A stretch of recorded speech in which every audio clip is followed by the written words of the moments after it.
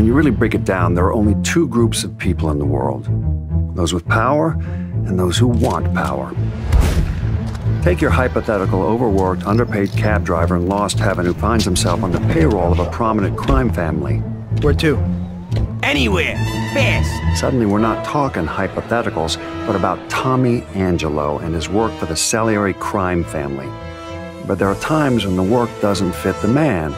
Take when Tommy cornered Salieri's man, Frank Coletti. Frank, the Don sent me. Coletti'd gotten pinched and became a federal informant, and, no surprise, Salieri wanted him in the ground, pronto.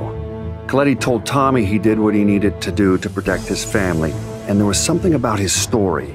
The wife, the kid, it hit home for Tommy, and Coletti walked. When Salieri found out, he ordered a hit on Tommy, and that's when Tommy Angelo did what was best for his own wife and kid, entered witness protection.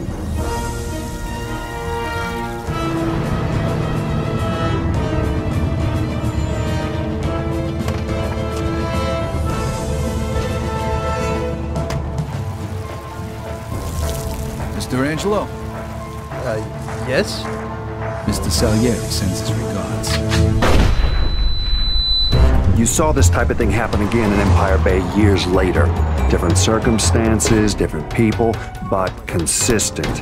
And of course, that would be the events that went down with Vito Scaletta and Joe Barbaro. You remember the wise guys we used to see when we was kids? Yeah, why? The guy we're meeting here is one of them. Scaletta hoped working for the mob would allow him to provide a better life for his mother and sister. Yeah. Where'd you get all this money, Vito?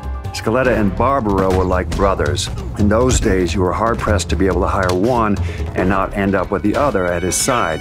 You have to understand, the mob's a group of people who do just about anything to get what they want.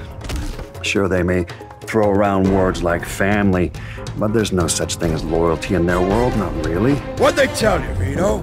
Take care of me and all's forgiven? Scaletta and Barbaro, they were the exception to the rule. But even then, it was the thirst for power that drove them, and that's the thing that brought them down in the end. Hey, what the hell's going on? Where they taking Joe? Sorry, kid. Joe wasn't part of our deal. Which, of course, is how Scaletta ended up working out of a shithole in New Bordeaux. Now, you could make a compelling case that without Scaletta, you'd have never had New Bordeaux's own crime boss, Lincoln Clay. Lincoln was born with nothing. Essentially, grew up with nothing. That is, until he met Sammy Robinson. In Lincoln, he was forever bonded to Sammy and his brother Ellis. And despite of all the crimes he committed, I have no doubt he'd have laid down his own life for either one of them. No question. He lost everything that mattered most to him in the Night of Blood, save for his friendship with a morally bankrupt CIA agent. Point is, Lincoln Clay brought down the entire infrastructure of the mob in New Bordeaux, built up his own thing to take its place. Even still, what he did wasn't motivated by business. It was all about his family. I'm here to make you pay for what you did to Sammy and Ellis Robinson.